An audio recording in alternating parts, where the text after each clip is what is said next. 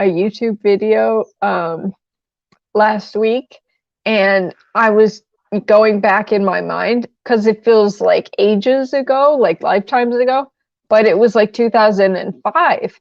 And I was like, that was about 20 years ago. And it took me a lot longer than it should have to figure that.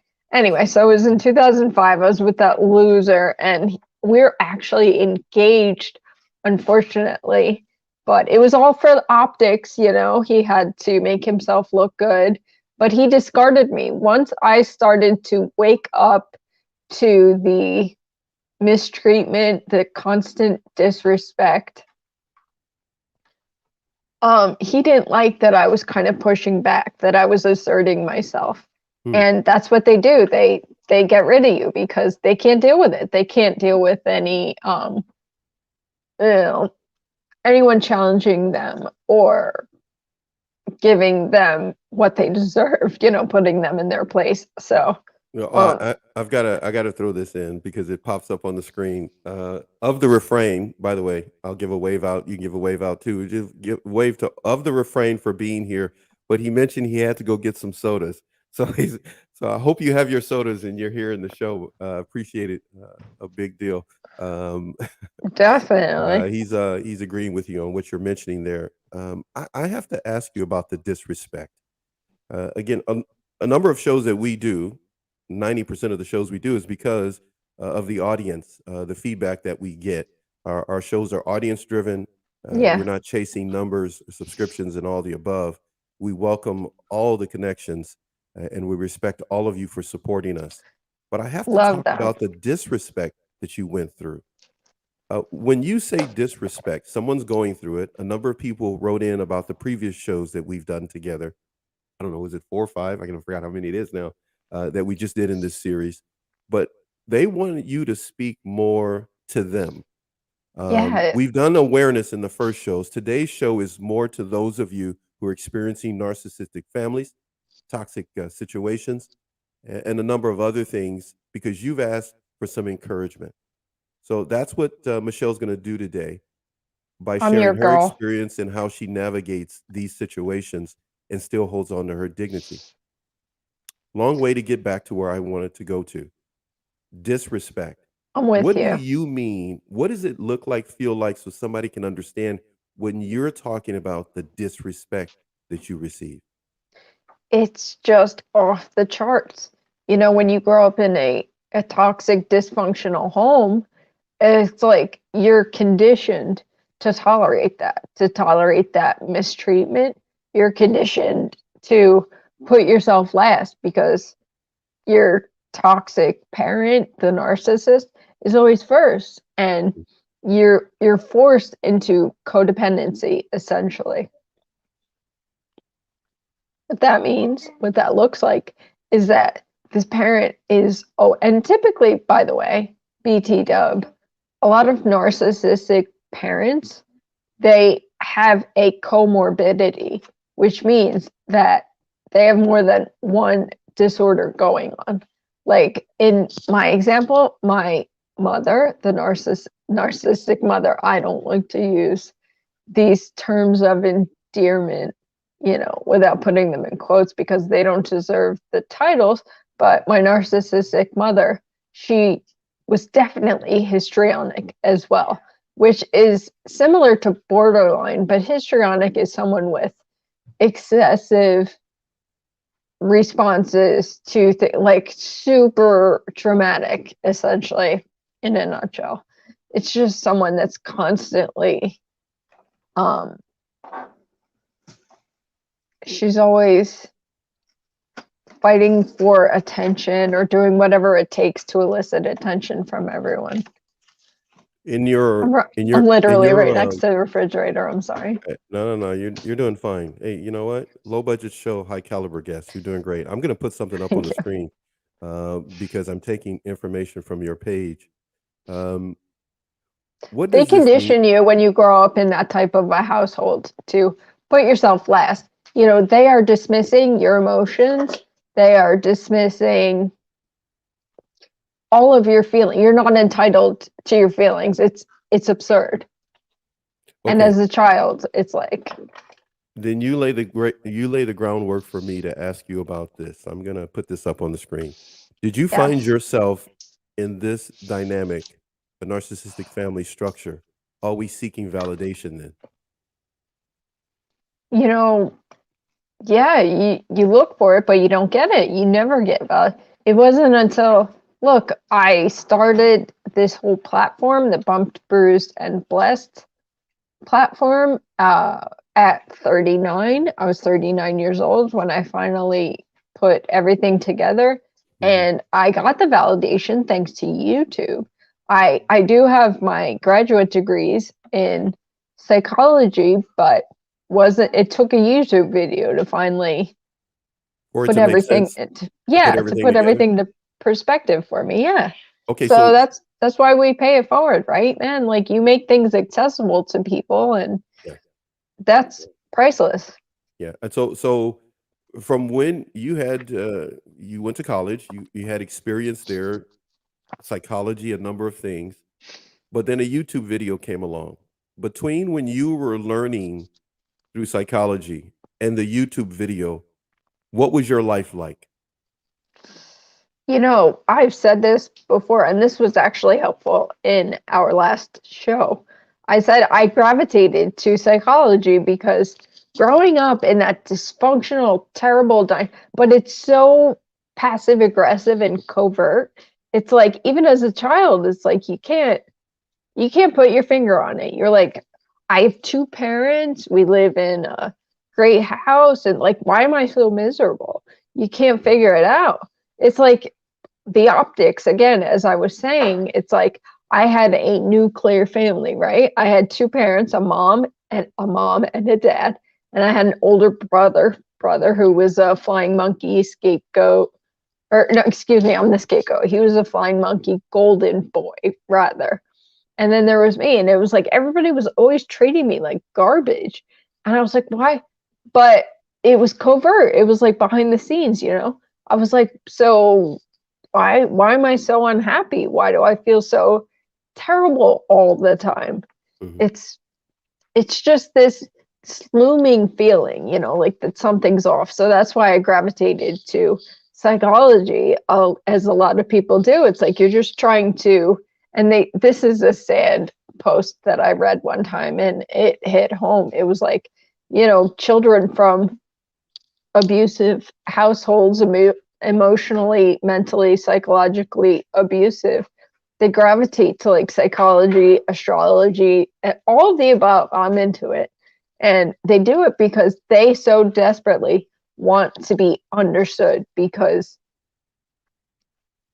they want to understand other people, because it would have meant the world to us to be understood, for somebody to take that time to understand us. And no one ever did. No one ever prioritized us, like even our own flipping parents. So that, I'm sorry, back to that reel that you put up. It just, you're conditioned to that type of mistreatment and disrespect is normalized. It's all as a child. You don't have the luxury of comparing your life to other people's. Like, you don't see what's going on in other people's households, so it's normalized. So that's all you know. So you grow up, and I met my amazing husband in college, and I still hear about it, but we did fall madly in love with each other, and it was so healthy. And Is this the same person that you were mad at for 2 days? this is Joe, yes. Okay, you gonna have to fix that girlfriend. You got I like know. I have you no reason to ever be can't tell mad him at he's him. amazing and then tell him, no lovey-dovey for 2 days. No He's a good guy. I giving eagle know. eyes. I'm just messing with you. Hey, I've gotta ask you about this, because again, audience driven. The audience loves listening to you because they can connect with you because they've had shared experience. Others may hear this and it doesn't work for them. We understand that. That's why we put a lot of Yeah. people on. But there are individuals who've learned from you. But I've got something for you. I just love doing this. So are Love you it. ready? Here we go. I'm going to put something on the screen. And people are looking for a little insight from you because you have a shared experience. Here we go. Tell me, when I put this up on the screen, what's the difference between these two things that you will notice on the screen? Compassion versus manipulation. How can someone start to see the red flags and see when someone is truly compassionate versus when someone is just, well, they're faking it because they're really being passive aggressive and manipulative? Yeah, most certainly. Compassion is genuine, authentic, someone you, I always say this to people as well. I hear this over and over again. Always trust your gut. Always trust your intuition. And when we are being abused by a narcissist, be it a parent or a partner, they discredit you all the time, over and over and over again. They gaslight the heck out of you. Hey, it's 222, by the way. That's a good number. But they gaslight the heck out of you. So they make you question everything you feel, everything you think.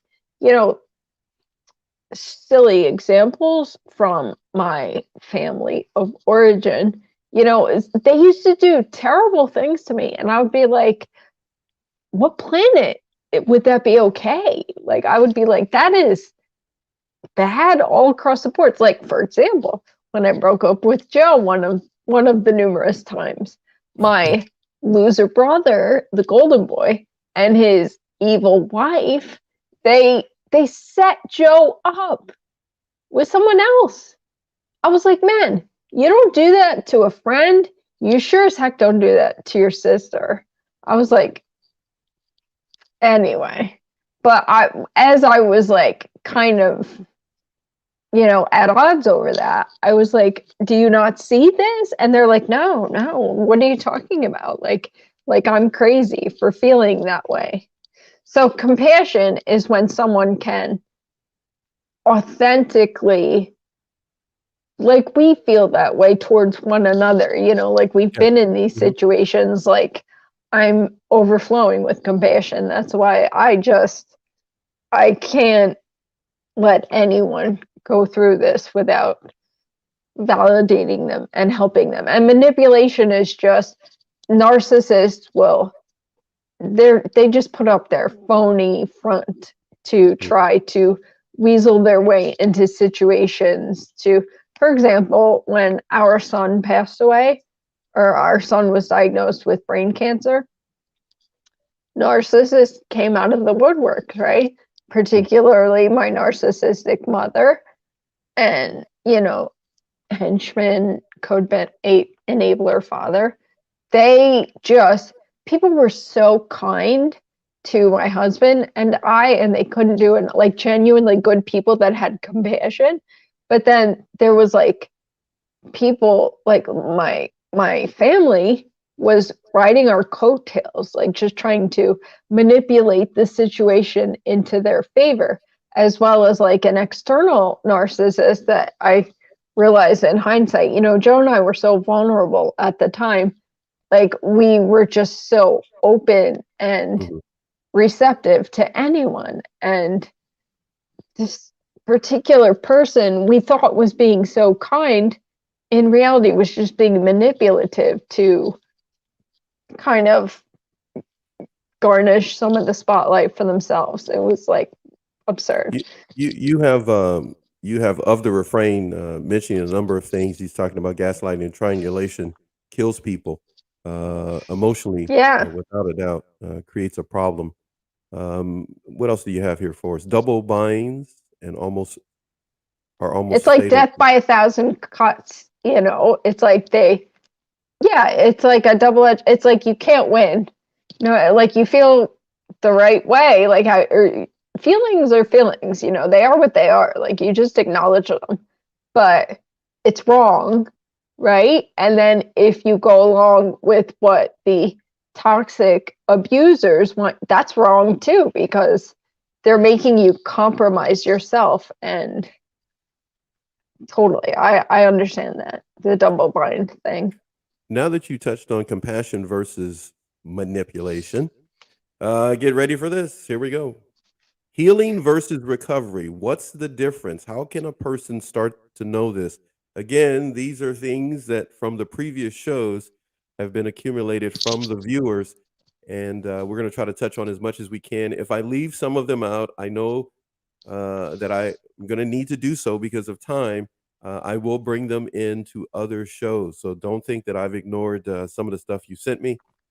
These are the ones we're going to talk about right now. Michele and I will regroup and we'll bring up another show another time and talk about what I missed today. So everybody, don't think I ignored you. I love each and every one of you very much. But healing versus recovery, when it comes to that, how can a person know, or is there a difference between the two? I mean, they're kind of one and the same, but I could identify a differential here. Healing is like things that I've noticed about myself personally. I'm super excited. I have a couple books that will be on the horizon at some point. My Look at you. first one Look will at be you, out. author lady. So my first one will be around the fall of this year, 2022. So like September, October, it'll be out. But I'm fortunate that I was able to like document my journey from the beginning. Like I said, 2019 is when I really started to identify what was happening, the, dysfunctional dynamic from my family of origin. And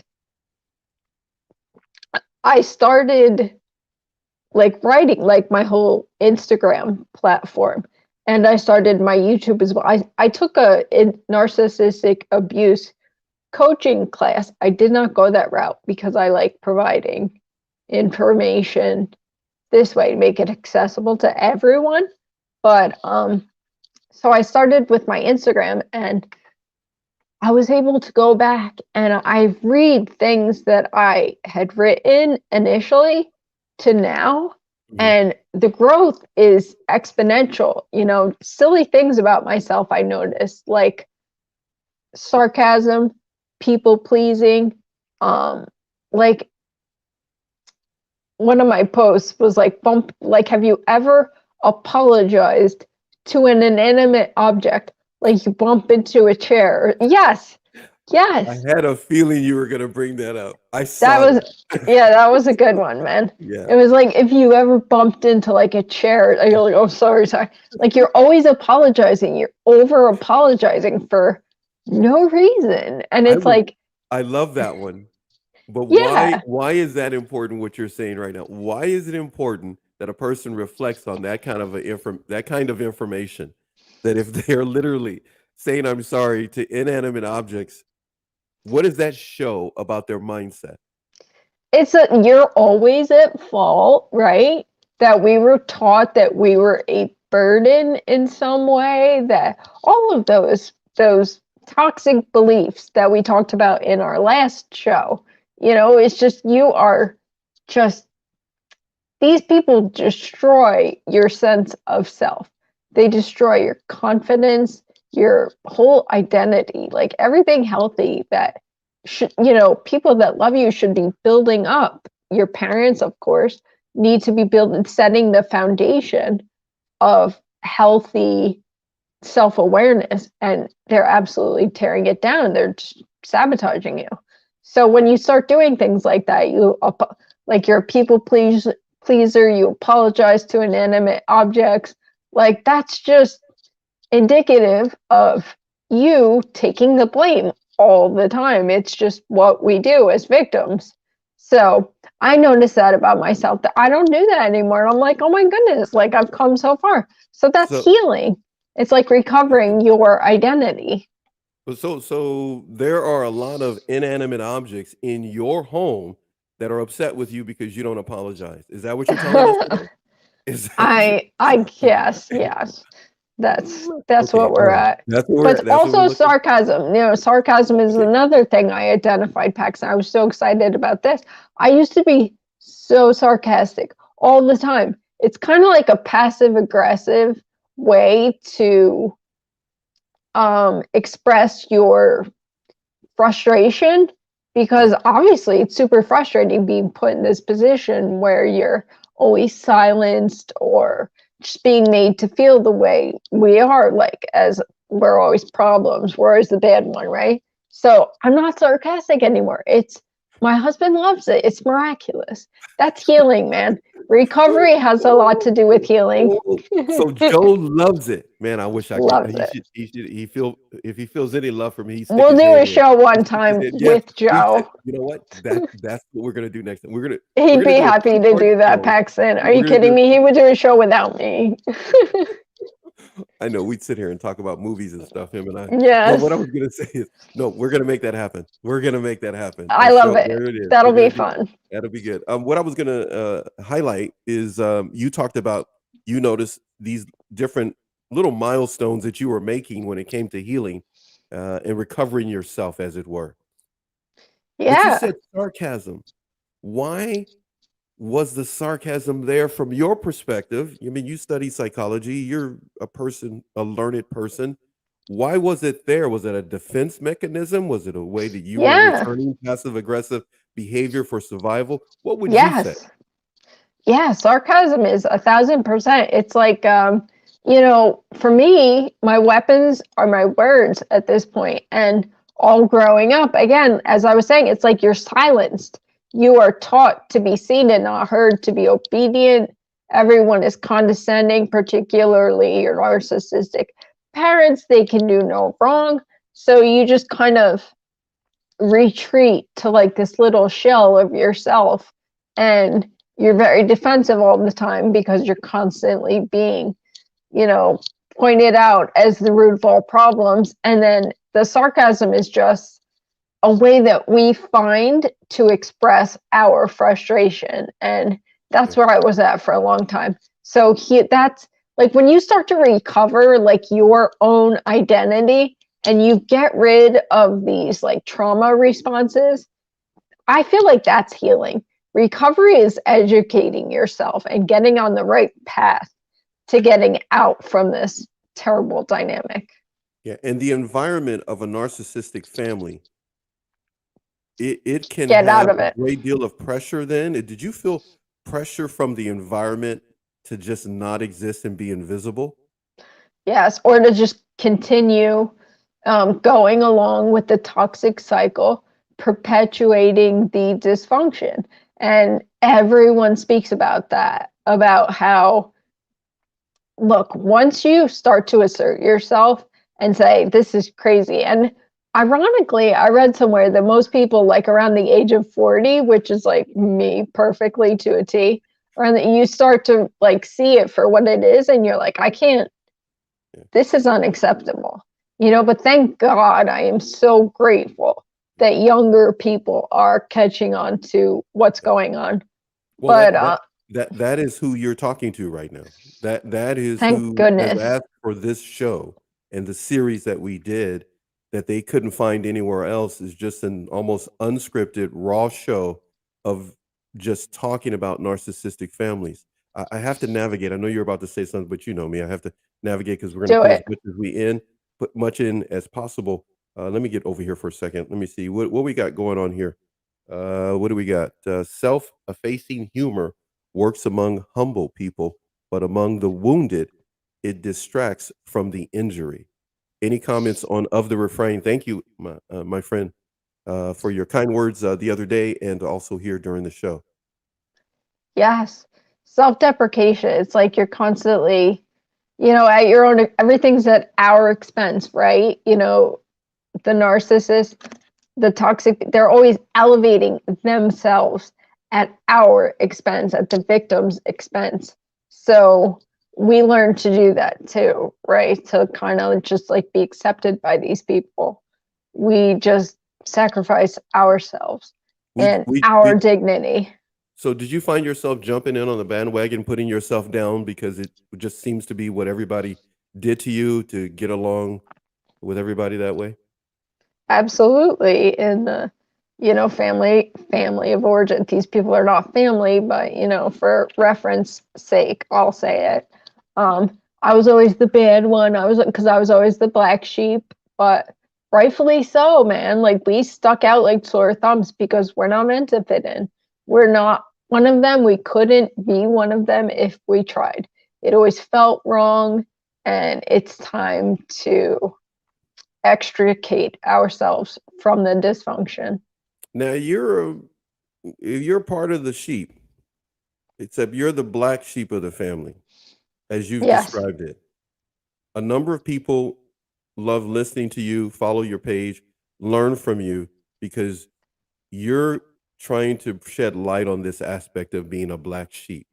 Somebody's hearing this for the first time. What does that mean, being the black sheep of the family? I love being the black sheep. I love my black sheep Oh man. fellow, You love your black sheep hoodism? Yes. You do. It's yeah, by You the need way, a no hoodie. no You need a hoodie hoodie. today. Joe was gonna give me his marine hoodie, but I was like, no, I'm gonna look like put together today. So the black sheep are the truth tellers. Black sheep are the justice seekers. The black sheep are the ones that just won't conform. You can't take a back seat, sit down, and be quiet about abuse. In terms of ourselves, but seeing it around us as well. If someone's being mistreated, disrespected, abused, we're not the ones that are just going to turn the other cheek. Mhm. Black sheep are the ones that break the cycle. God bless the black sheep. Okay. Now, because you've experienced a number of things in your life, as so many on the planet, you're honing in on narcissistic families. You've experienced the death of a child, the Yes. serious illness of a child before their death, a number of things you've experienced, a relationship with someone who was self-absorbed, selfish, and did not recognize you. They were narcissistic in their behavior. But Yeah. right now, you're trying to highlight to others that there is a way back to yourself. There is a way that you can have your dignity. But here we go. You have read books, you have seen YouTube videos. There are people that have encouraged you, that you've inspired you maybe on this journey. Tell us a little bit about the books, the videos, different things that you've learned that you want to pass on to this younger generation or others who are experiencing this moment of recognizing that they have been abused. I shared this in our last show. I learned this in my narc abuse coaching class. A great starting point is Pete Walker's book. It's called CPTSD, From Surviving to Thriving. And it's like the Bible for narc abuse, dysfunctional home. I was like, I highlighted half that book. I was reading it and I was like, oh my goodness, this is everything. Pete Walker really breaks down the twisted dynamics that we endure, the different roles of the family members, the narcissist being, at the helm of everything, then the enabling parent that doesn't stand up for their own children, even the enabling parent that kind of condones and does the bidding for the narcissist that Mhm. normalizes their dysfunction and lets them carry out all of their malice. Then there's the roles as children. There's the black sheep, there's the golden child, there's the lost child as well. So it just broke everything down, and everything he spoke about, like emotional flashbacks, which Mhm. I suffer from all the time. I believe a lot of people do. It's just emotional flashbacks is something that you would not, again, it's also covert and insidious. It's like an emotional flashback is just, it can last from a short amount of, like, a couple of hours to a couple of weeks. And I Right. noticed that about myself. Like, you're put in a situation where it's reminiscent of how you felt as a child. Yeah. It's reminiscent of, like, how you were put down or dismissed, and it just puts you right back in that place, and you retreat to that, like, crummy, helpless feeling. Even though we're adults now, but let's spend a little bit more time on that, or at least touch on it. I want to touch on it. Emotional flashbacks. This is something that even though a person is going through the healing, going through the recovery, doing a number of things, exercising, working out, things seem to be settling down. It can happen without notice. absolutely, just going throughout your day. Like, I'm in a awesome relationship. I'm living my best life.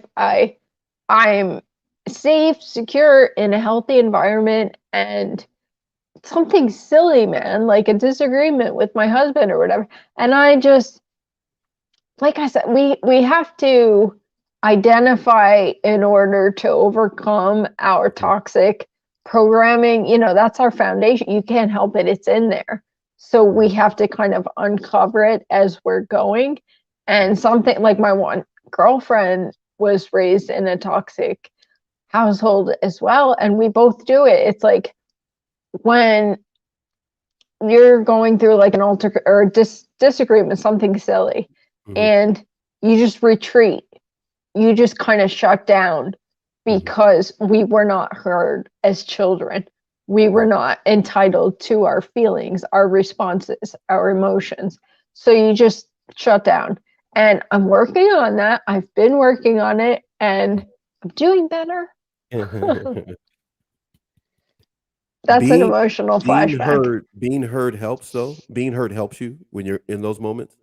Yeah, for sure. Communication is everything. And Paxton, you brought this up. Like, communication is non-existent in a toxic, dysfunctional, narcissistic home, because communication is the enemy of the narcissist. They want to control everything.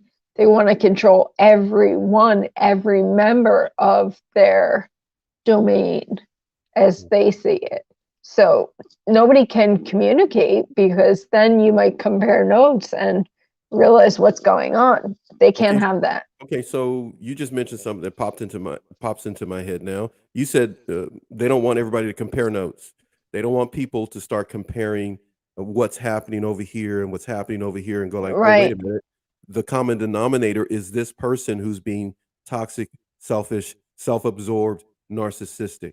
Yes. But in order to deal with the flashbacks and move beyond the emotional abuse step by step, a little bit at a time, you're saying we need to compare notes then, maybe with others, even outside the family that have gone through it.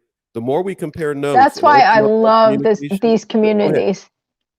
No, I'm sorry, I totally cut. But that's why I love what you're doing. Like, these shows, Paxton, and like my whole platform, like all of the resources, all of it, man. It's validation and it's support.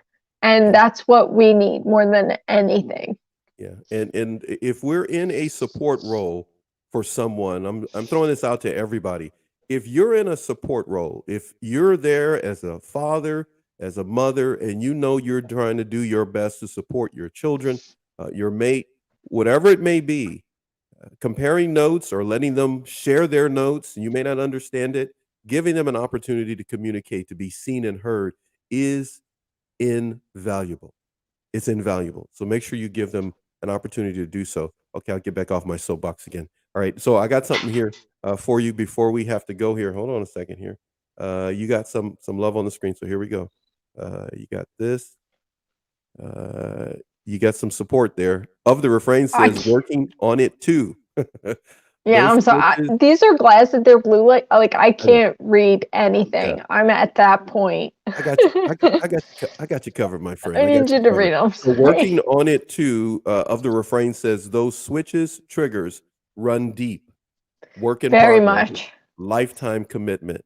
Yes. So that's a drop the mic moment there, my friend. Way to go. So that's something for each individual. We're doing it, man. That's the important part. We're doing it. Yeah. We're doing it. Yeah. So I hope you're ready for this, but you're not, because you trust me. Bad mistake. No, of course. Here we go. I'm gonna put it up on the screen. It's your posting, but here we go. Children brought up in narcissistic homes remain unheard, invalidated, and disrespected. Unheard, invalidated, disrespected. Unheard, invalidated, disrespected. Was that your lifestyle? Unheard, invalidated. Man, that's rough. Disrespected. Yeah. And it's incredible, man, because nobody understands how painful this is and how just it's so psychologically destructive. It's just everything that, like, children are so beautiful and so perfect and vulnerable. And when your own parent is not listening to you, not acknowledging you, not respecting you, it's like, what is this? You know, it's like, I'm a mom now. My husband and I, we treasure our children. We cherish them. We love everything about them, their little personalities. And shoot, like, that's the whole beauty of them, is like, that's the awesome part about being a parent, is like getting to witness their personalities, getting to witness their creativity and everything that they're expressing. So when it's like, oh man, it's constricting. It's so damaging. It's so hurtful when someone, it's like the silent treatment. You know, I didn't know that until I read a book about it. I think it was in the book, The Verbally Abusive Relationship, but I didn't realize that the silent treatment, or stonewalling, as narcissists do as well, You never knew about that. I never knew that was a form of abuse, by just dismantling someone's self-expression. Wow. That's so toxic and so psychologically abusive. Emotionally had a huge impact, no doubt. Still has ripple effects for you as a woman. How do you find your life now? If you had to describe the way you're able to express yourself, you're saying sarcasm is gone. A number of other things that were there are gone. That environment you're not in. But I know, thankfully I write. Yeah, but those individuals, you're right. Okay, you're leading up to your book again. See, look at you trying to plug your book. No, I'm just kidding. I'm just Let's teasing. do it. Yeah, let's do it. Let's do it without a doubt. But right now, you're in a situation in which those individuals are still able to come around. How do you navigate All the time, man. when It you're just making this happened this progress and weekend. they're coming back around? Give some advice to those that are going through that. Yeah, like, okay, I blocked the toxic duo. I blocked them from all forms of communication, like email and my phone. My husband did the same thing, but for some reason, he still gets the text messages come through. He just ignores them. We ignore everything because your silence will speak louder than anything you've ever said to these people. You know, trying to converse with them is like talking to a brick wall, right? It's the definition of insanity. It's like, you know what, like, Father's Day weekend just passed, right? And my toxic enabling father, like, he had the audacity to contact me through Instagram, right? Like, through my personal Instagram, he sent me a message, but he doesn't write like his own original, like, authentic feelings. He forwards me things. So Okay. I'm sorry, I didn't mean to laugh. That's the first time you've ever told me that. I just like he laugh. forwards you things. It's like somebody else's work. It's like narcissists love like Should we not Hallmark. put this in the show and we should talk about it in private? I don't even know. I know, right? So, No, okay, man, because this relates to everybody. I get so many people that contact me, messages and stuff, that they're like, oh, they called me, or they messaged me, or they emailed me. Happens to me all the time, you guys. If you're interested in highlights in my Instagram, I put it all out there. I put it up there on my YouTube as well. But yeah, they don't stop. They just keep coming for you, and they will keep coming for you because they don't like being called out. It's like a narcissistic injury, right? Like, they can't face reality. They can't they can't stand someone challenging them or identifying them for what they're doing, the abuse. And they can't, the narcissists live for the phony facade that they try to, you know, Of the refrain, support. of the refrain is saying that they are emotionally lazy. Oh, I So love that. I have you that. That's a you might post. have to make a T-shirt, my friend, of that, I might. because I some could. people have connected with people who are emotionally lazy. It can happen in these narcissistic families. Yeah. We're near the end of the show, so I've got a number of things that I want to lay out to you.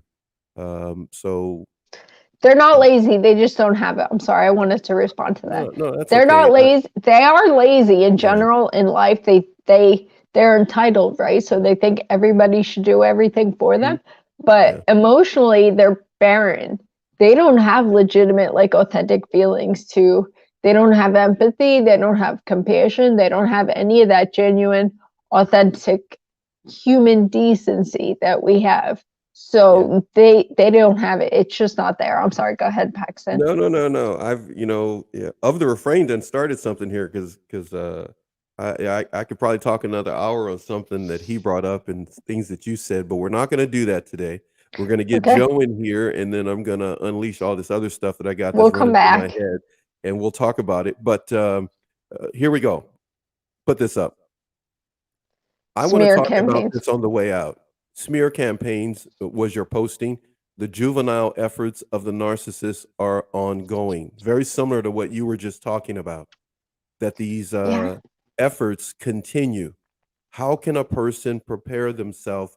How can a person be ready to protect their emotions and their families when these narcissistic tactics are ongoing to disrupt their peace? How can a person pursue Yes. peace with smear campaigns coming at them?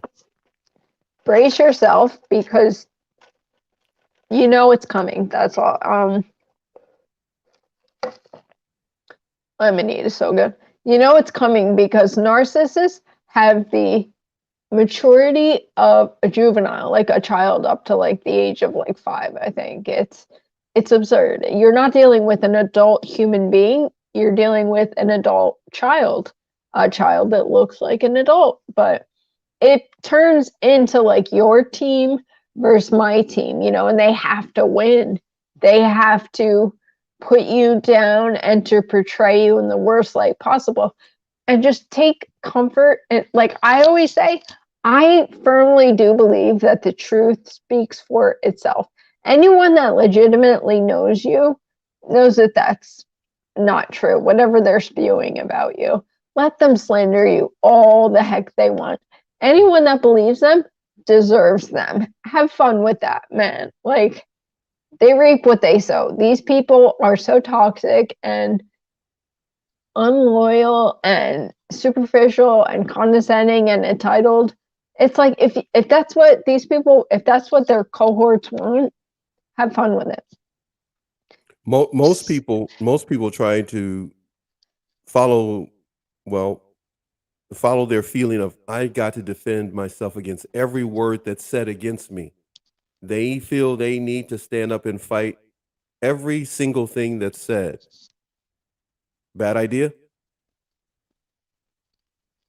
My husband just popped up and I was like, I didn't even know you were still here. Um, Is don't defend yourself. that Joe Don't back even. there? Joe, Is that say hi. Paxton sees you back I there. see you back there, man. There you go. Okay, go ahead. Don't defend yourself. Go ahead. You were saying? You're gonna do a show with us one time. I Yeah. love you. Bye, hon. So don't defend yourself against their garbage. It's like, don't even give life to it, man. Like I said, I'll say it a million times. Your silence will speak louder than anything you've ever said. It's it's just it's like resist. The narcissists feed off of reactions, good or bad. Any acknowledgement. They legitimize themselves by getting reactions from other people in this world. It's so twisted, but because they are so inferior and inadequate, that like by being able to impact someone else, that's how they substantiate themselves as individuals. So by you even acknowledging the garbage and the lies that they are putting out there, it's like, don't even bother, man. It's like, I can't believe this. Even before I knew about everything, back 20 years ago again, like when I was with the narcissist, when I was engaged to that loser, and he totally ghosted me. He lied so much about me, even to like his parents, and in court documents. Paxton, that is the first time I learned that you can lie. People can lie in you're not supposed to, obviously, it's like perjury, but he did. He lied about me in court. He said things that were just straight, blatantly not true. And I was like, oh my goodness. And I was like, I'm not going to defend myself because it's absurd. It's like, it was just so absurd and off base. I was like, my character speaks for itself. And anyone that knows you knows that you're a good person. And anyone that doesn't and that wants to believe that garbage, like, enjoy. Have fun with that. They're all yours, you know? You are as of the refrain said earlier, a woman on fire. Aw, You know, I enjoy doing these shows and bringing this information for my good. audience. There is an audience that we had on Instagram. There's an audience that is now developing very strong and very welcoming here on YouTube to Awesome. hear my guests. But you, I just love to unleash you. I just I poke know, the you bear get me just all fired enough. up, and then you're like, all right, we're done. I'm like, And I wish I had some way. There's some camera I could have or be a fly on the wall when the show is over with because you're probably amped up. I am. I'm so amped up. I gotta like make a post or something. And poor Joe is sitting there going like, "Do I got to get you some more Chick-fil-A, baby? Yeah. Do I got to get some, do I got to get in your good graces?" No, I know he doesn't talk like that, but I thought I'd try that. Anyhow, so look, you know, as I do, I love all my guests. I think the world of you because you are Same. not concerned about appearances, or do you have some separate agenda of trying to soak people out of their money so that you can make money talking about narcissism? You really are inclined to help whoever wants to get some assistance so that they can Same. navigate and protect themselves. Same, Pax. Much props for you, my friend. Without a Thank doubt, you're you. the real deal. Well, of the refrain mentioned here in the show, you're for real, and Thank what you. you say is for real because you're not trying to uh, showcase yourself and look and get into the community so you can make money. And that's why you're on the show. That's why we have the guests that we have because I you are. Ooh, look appreciate at the you. love you got on the screen here, You gotta Michelle. read it, Uh, man. he says Michelle, and he's saying Paxton. There is enough love to change the world. I guess that's what he's highlighting there for us. Thank you. Of the refrain, I must believe that I earned my seat in the community. It is an honor, is what he's saying. I'm telling you, the feedback that I get for you is from the people who truly get you, and Oh, that's everybody cool. wants others to get them. And Right. so I'm telling you, people understand what you're saying. Many of them are going through it, in which they feel like they're not wanted, they're not loved, they're not valued, they're not seen, and no one communicates with them. So thank you for being here. And the number of shows that we have just put in a series together, I will turn it into a mini movie at some point. It may be coming hopefully by Yes. Christmas. I'm turning just about every show into a mini movie and a Ooh. highlight reel of points and tips. You gave so many. I still have notes that I have not shared. So thank you so much for There's doing that. so Um, much information. you came prepared today. You have new headset. You got the new microphone thing happening. You're all I ready know, to I'm go. so The excited, whole Paxton. team, God the bless whole you for team. dealing with me No, otherwise. no. Hey, you know what? Teamwork Makes makes the it dream happen. work. Yeah, there it is. So, listen, I need you to do me a favor. We're gonna end the show, Yes. everybody. Um, Yes. love keeps coming on the screen there. Welcome Aw. to you. You're welcome, my friend. Of the refrain says, "Thanks, you guys. Stay healthy and happy. Love all around. Thank you. We appreciate you so much and all your support, subscribing, helping us with our merch store and getting products out of that, and helping Yeah. us keep the lights on and keep the show going by purchasing and donating. We appreciate it. What I was going to ask you, my friend, is as simple as you can put it. What have you learned about yourself by helping others? I feel like we're all, I'm gonna get emotional. I feel like we're all in the same boat, you know? It's no one is better than anyone else. No one is more deserving or less deserving of love, validation, appreciation. Like everyone is unique, and I love everyone's unique qualities. And I've always strived to be the polar opposite of what I was raised under. So I'm finally able to like really honor that and put that out, and people just want to be seen and heard and able to express themselves. And I'm your girl, man. I will always validate and support everyone, particularly this community.